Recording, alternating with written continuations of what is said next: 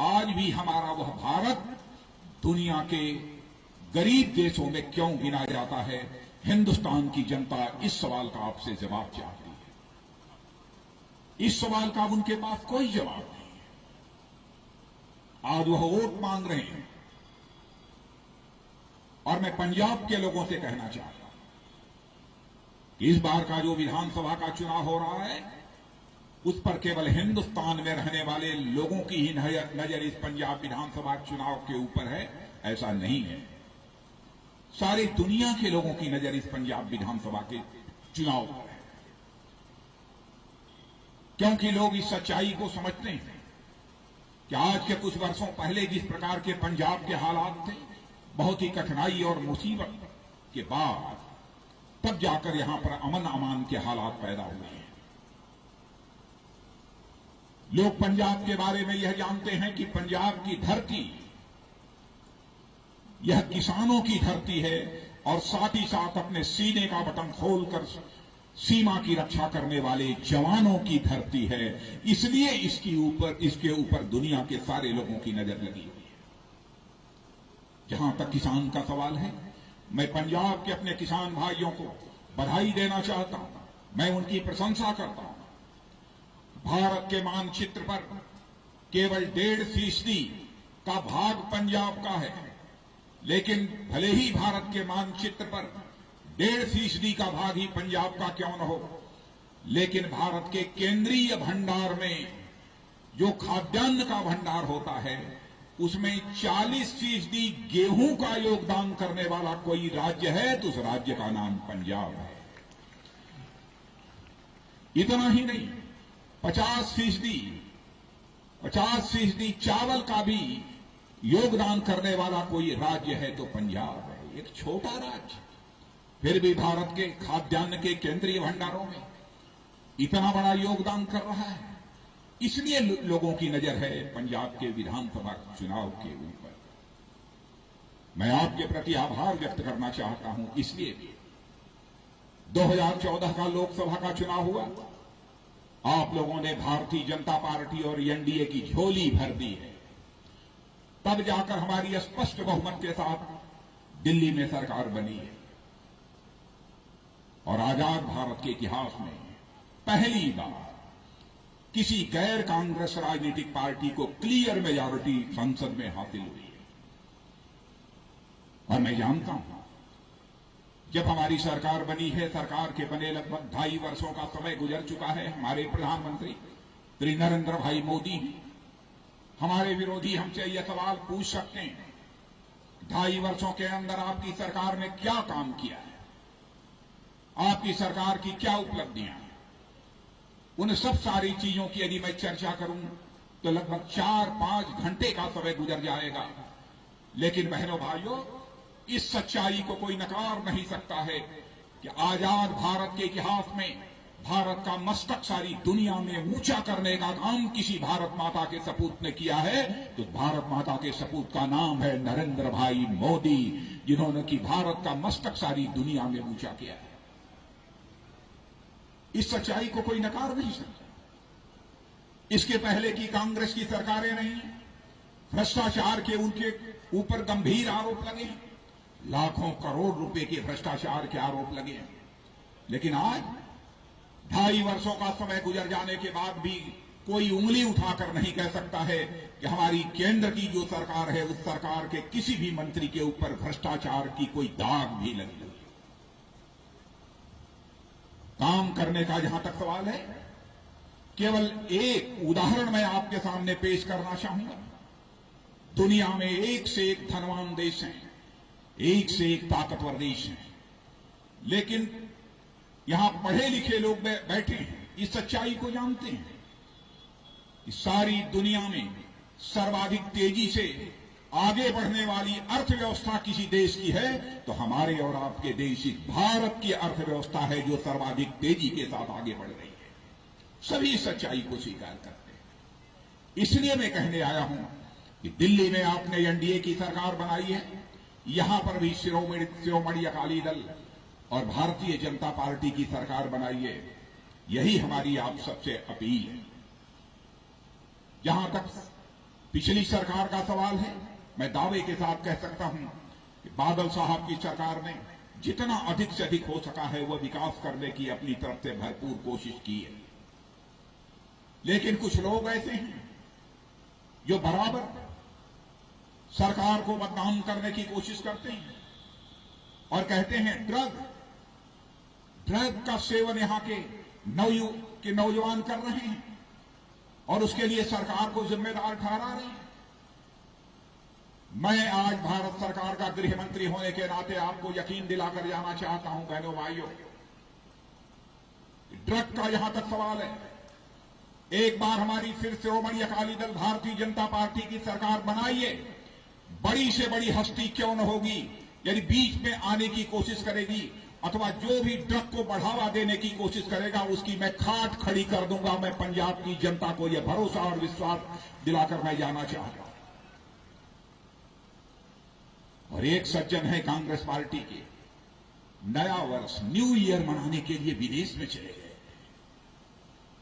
और वहां से लौटने के बाद उन्होंने कह दिया पंजाब के नौजवान ड्रग का सेवन करते हैं, ड्रग का उपयोग करते हैं।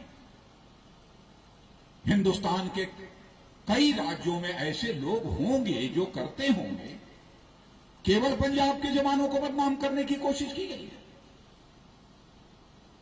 जिस पंजाब का जवान भारत के लिए खाद्यान्न पैदा करने का काम करता है और भारत की सीमाओं की सुरक्षा भी करता है, सभी जवानों के लिए कह दिया। मैं समझता हूं कि पंजाब के लोगों के साथ मेरे बहनों भाइयों यह इंसाफ नहीं किया है लोगों ने, यह नहीं चलेगा। मैं जानता हूं हमारा पड़ोसी देश है, आपके ही पड़ोस में पाकिस्तान है, ऐसी नापाक हरकतें करता रहता है, स्मगलिंग होती रहे, ड्रग भारत में पहुंचता रहे, आतंकवादी गतिविधियां भारत में चलती रहे, भारत टूट जाए, भारत बिखर जाए, यही पाकिस्तान चाहता है। लेकिन आपने देखा होगा उरी में जिस तरीके से आतंकवादियों ने हमला किया, उसके बाद हमारे सेना के जवानों ने जो करिश्मा किया है, हमारे प्रधानमंत्री ने जिस दृढ़ निश्चय का परिचय दिया है, हमने सारी दुनिया को यह संदेश दे दिया कि हम उस पार भी मार सकते हैं और इस पार भी मार सकते हैं। यह संदेश देने में हमने कामयाबी हासिल की। हमने संदेश दे दिया भारत अब कमजोर भारत नहीं रहा है, भारत एक ताकतवर भारत है, कमजोर भारत नहीं है। आपने देखा होगा टेलीविजन के पर्दे पर सितंबर महीने में मैं भी पाकिस्तान गया, वहां एक सम्मेलन था ब्रिक्स का, उस सम्मेलन में भाग लेने के लिए गया। पहले मैं नहीं जाने वाला था, मैंने कह दिया कि हमारे राज्य मंत्री वहां जाएंगे, लेकिन 2 दिन पहले ही मुझे खबर मिली कि वहां पर भारत विरोधी नारे लगाए जा रहे हैं, आतंकवादी उसका नेतृत्व कर रहे हैं, हमारे खिलाफ भी नारेबाजी की जा रही है कि गृह मंत्री को हम पाकिस्तान की धरती पर नहीं आने दें। तब मैंने अपने अधिकारियों को कहा यदि वहां का आतंकवादी धमकी दे रहा है तो डंके की चोट पर अब हमारा राज्य मंत्री नहीं जाएगा, बल्कि मैं खुद पाकिस्तान की धरती पर जाऊंगा। और बहनों भाइयों, पाकिस्तान में गया और आपने देखा होगा उस सम्मेलन में पाकिस्तान की धरती पर ही खड़े होकर, पाकिस्तान की धरती की छाती पर होकर मैंने कहा, ऐ पाकिस्तान, आतंकवादी गतिविधियों को बंद करो, आतंकवाद को प्रश्रय देना बंद करो। आतंकवादी आतंकवादी होता है, न कोई अच्छा आतंकवाद होता है, न बुरा आतंकवाद होता है। 2 टूक शब्दों में यह जवाब पाकिस्तान को मैंने उस समय दिया। जहां तक पाकिस्तान का सवाल है, पाकिस्तान हमारा पड़ोसी देश है। हमारे आदरणीय अटल बिहारी वाजपेयी जी भी कहा करते थे, जिंदगी में दोस्त बदल जाते हैं लेकिन पड़ोसी नहीं बदलता। हम भी पड़ोसी के साथ अच्छे रिश्ते चाहते हैं। आपने देखा होगा कि अटल बिहारी वाजपेयी जी ने अपने पड़ोसी पाकिस्तान के साथ बेहतर रिश्ते बनाने के लिए कितनी कोशिश की, और आज के हमारे प्रधानमंत्री श्री नरेंद्र भाई मोदी ने जिस दिन शपथ ग्रहण समारोह था, उस दिन सारे पड़ोसी देशों के राष्ट्राध्यक्षों को दिल्ली में आमंत्रित किया शपथ ग्रहण समारोह में। क्यों आमंत्रित किया? क्योंकि उनके साथ हम अच्छे रिश्ते बनाना चाहते हैं, इसलिए आमंत्रित किया। लेकिन हमने केवल हाथ मिलाने के लिए उन्हें नहीं बुलाया था, बल्कि उनसे दिल के साथ दिल मिलाने के लिए उन्हें हमने आमंत्रित किया। लेकिन उसके एवज में हमें मिला क्या? लेकिन आपको यकीन दिलाना चाहता हूं कि आपका मस्तक हम लोग किसी भी सूरत में झुकने नहीं देंगे। आपका समर्थन चाहिए, आपका विश्वास चाहिए। लेकिन इस समय कांग्रेस और आप, दो राजनीतिक पार्टियां जिस प्रकार की हरकत यहां पर कर रही हैं, सरदार प्रकाश सिंह जी बादल, हो सकता है उनसे किसी की कोई शिकायत हो सकता है किसी बात पर बादल साहब से किसी की नाराजगी हो सकती है, लेकिन कौन इस सच्चाई को नकारेगा? सारे हिंदुस्तान में एक बड़े राजनीतिक कद का सम्मानित नेताजी कोई पंजाब की धरती का माना जाता है तो उसका नाम है सरदार प्रकाश सिंह बादल।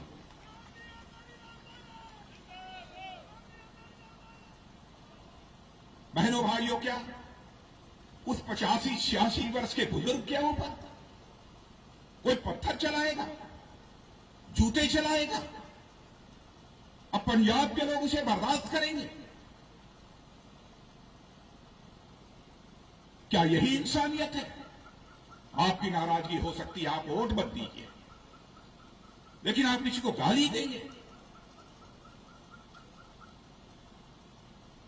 कांग्रेस के लोगों के द्वारा जो आलोचना इसकी होनी चाहिए थी, भर्त्सना होनी चाहिए, वह भी नहीं हुई, आपके द्वारा भी नहीं हुई।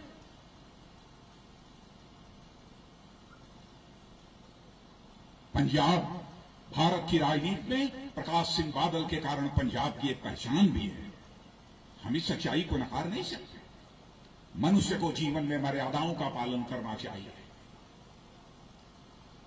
आपने देखा होगा भगवान राम की यदि पूजा होती है तो भगवान राम की इसीलिए पूजा होती है कि भगवान राम ने जीवन में मर्यादाओं का पालन किया है, इसलिए पूजा होती है। अब आपको फैसला करना है, क्या जूते और पत्थर चलाने वालों की सरकार बननी चाहिए? क्या पंजाब की आन बान शान को इससे चोट नहीं पहुंचती? अजीबोगरीब हालात पैदा कर दिया है यहां।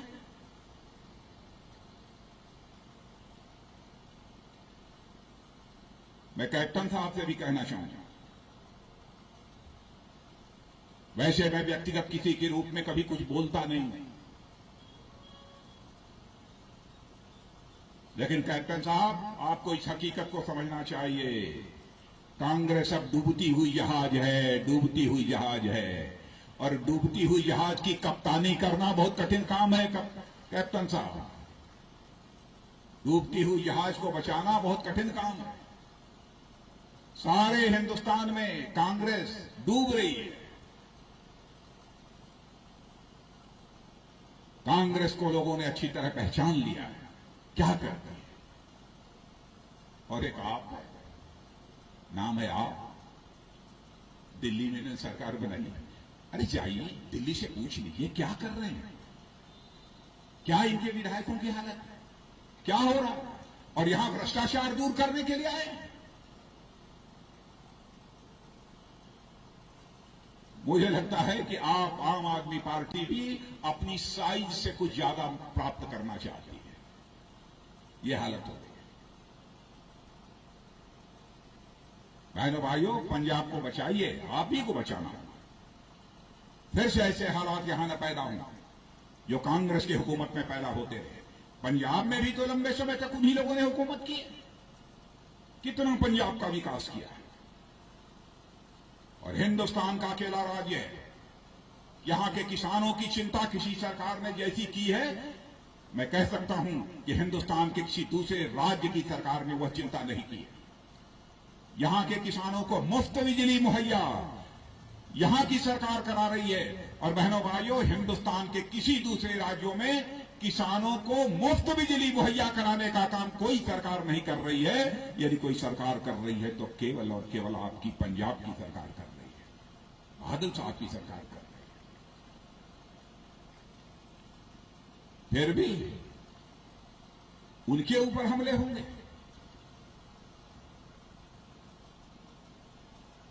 इसलिए मैं आप सबसे समर्थन की अपील करने आया। उन्होंने किसान की चिंता की है, जवान की चिंता की है।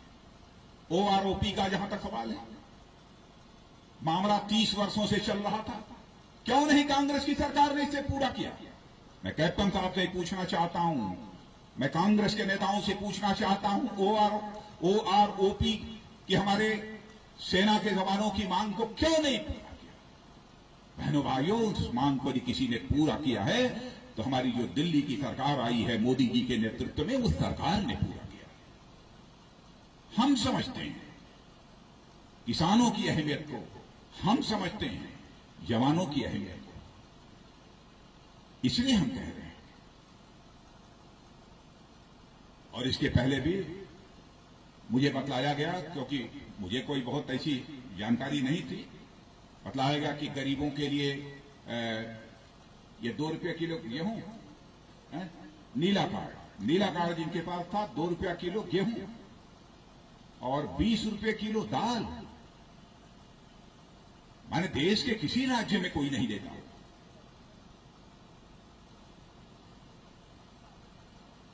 और इस बार घोषणा पत्र देख रहा था, मुझे तो सचमुच बेहद खुशी हुई। कम से कम जनता की इतनी चिंता करने वाली कोई न कोई सरकार तो है यहां पर। मैं देख रहा था कि यहां पर हर परिवार को रोजगार मुहैया कराने का वादा, यदि हम सरकार बनती है तो हर परिवार को रोजगार मुहैया कराया जाएगा, हर गरीब को घर देंगे और नीला कार्ड धारकों को मिलेगा हर माह 5 किलो चीनी। और उसमें अजूबी बात, करिश्माई बात तो यह है कि 2 किलो घी भी मिलेगा। यानी बादल साहब इस सच्चाई को समझते हैं, केवल गेहूं चावल खाने से हमारा जवान मजबूत नहीं हो सकता, ताकतवर नहीं हो सकता, उसके बाजुओं में ताकत नहीं आ सकती। जब तक हमारा पंजाब का जवान घी नहीं खाएगा तब तक वह भारत के सम्मान की सुरक्षा नहीं कर पाएगा। इसलिए 2 किलो घी भी मुहैया कराने की बात कही है। दलित, पिछड़े व गरीब परिवारों को 5 से लेकर 8 मराले का प्लाट देने का भी फैसला किया। छोटे किसानों के कर्जे माफ करने का फैसला किया। और किसान आमदनी कमीशन, बहनों भाइयों, भारत सरकार में कृषि मंत्री रहते हुए मैं आपको याद दिलाना चाहता हूं, आदरणीय अटल बिहारी वाजपेयी जी भारत के प्रधानमंत्री थे, उसमें मैं कृषि मंत्री था। पहली बार आजाद भारत के इतिहास में मैंने अनुरोध किया आदरणीय अटल जी से, किसानों के कर्ज पर ब्याज, सूद या कम होनी चाहिए। और भारत के इतिहास में पहली बार किसानों के कर्ज पर ब्याज में जो है कमी की गई थी। गरीब परिवारों के लिए भी, बेटियों के लिए पीएचडी तक की शिक्षा मुफ्त दी जाएगी, यह भी सरकार ने घोषणा की है। और इतना ही नहीं, पूर्व सैनिकों के बच्चों को मुफ्त में शिक्षा दी जाएगी, यह भी हमारे श्रोमणी अकाली दल और भारतीय जनता पार्टी का यह फैसला है। और हमारे पत्रकार मित्रों के लिए भी ग्रुप हाउसिंग स्कीम की भी बात घोषणा पत्र में की गई है। ऐसे कई महत्वपूर्ण कदम इस सरकार ने उठाए। और जहां तक पंजाब का प्रश्न है, यहां सिख भी रहते हैं, हिंदू भी रहते हैं। बहनों भाइयों, मैं इस सच्चाई को स्वीकार करता हूं, भारत की संस्कृति, भारत की विरासत, भारत की कल्चर को बचाने में सबसे बड़ा योगदान है तो हमारे सिख भाइयों का है। इस हकीकत को मैं स्वीकार करता हूं। मैं भूल नहीं सकता उस महाराजा रणजीत सिंह को, जिस महाराजा रणजीत सिंह ने यदि स्वर्ण मंदिर के ऊपर स्वर्ण का छत्र लगवाया था, तो वहीं पर काशी, वाराणसी के काशी विश्वनाथ मंदिर पर भी स्वर्ण छत्र लगवाने का काम किया था, तो महाराजा रणजीत सिंह ने ही किया था। बहनों भाइयों, इस अपनी विरासत को किसी भी सूरत में भूलने नहीं। यह गुरुओं की धरती है, गुरु गोविंद सिंह की धरती है, गुरु नानक देव की धरती है। इतना ही नहीं, बाबा बंदा सिंह बहादुर की यह धरती है, सारे गुरुओं की धरती है। यदि हम भारत को विश्व गुरु बनाना चाहते हैं तो जब तक गुरुओं की धरती इस पंजाब का विकास नहीं होगा तब तक भारत विश्व गुरु नहीं बन सकता है। इस हकीकत को भी हम अच्छी तरह समझते हैं। इसीलिए हमारा आप सबसे अनुरोध है कि आप श्रोमणी अकाली दल भारतीय जनता पार्टी की सरकार को अपना समर्थन देकर, अपना आशीर्वाद देकर भारी मतों से विजय दिलाएं। जहां तक नन्नू जी का सवाल है, नन्नू को आज से नहीं वर्षों से मैं जानता हूं और मैं नन्नू को मैं दिली तौर पर मैं बहुत ही मोहब्बत करता हूं, उनको बहुत ही मैं प्यार करता हूं। इस आदमी के जीवन के कारण 2-2 बार यह यहां के विधायक रहे, इन्होंने आपकी सेवा की है।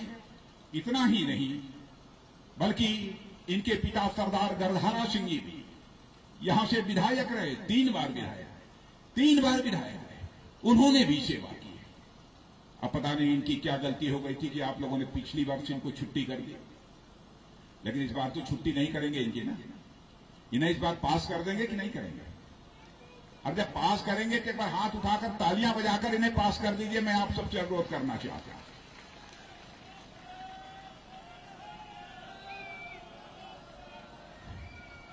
और अभी नन्नू जी मुझे बतला रहे थे यहां पर फिरोजपुर में फ्री होल्ड क्षेत्र घोषित करने की मांग हो रही है। यह है मांग तो कैंटोनमेंट में है कुछ। अब इसको देखिए, मैं सीधे आश्वासन नहीं दूंगा क्योंकि आश्वासन आपको बहुत मिला है। आश्वासन यदि नेताओं ने सारे पूरे कर दिए होते तो मैं समझता हूं आज के कई वर्षों पहले भारत दुनिया का सबसे ताकतवर देश बन गया होगा। आश्वासन नहीं, लेकिन इसके लिए मैं प्रयत्न करूंगा। मैं कहूंगा नन्नू से कि चुनाव जीतने के बाद आइएगा, जिससे भी बात करनी होगी मैं करूंगा। इसमें क्या हो सकता है यह करने की मैं कोशिश करूंगा।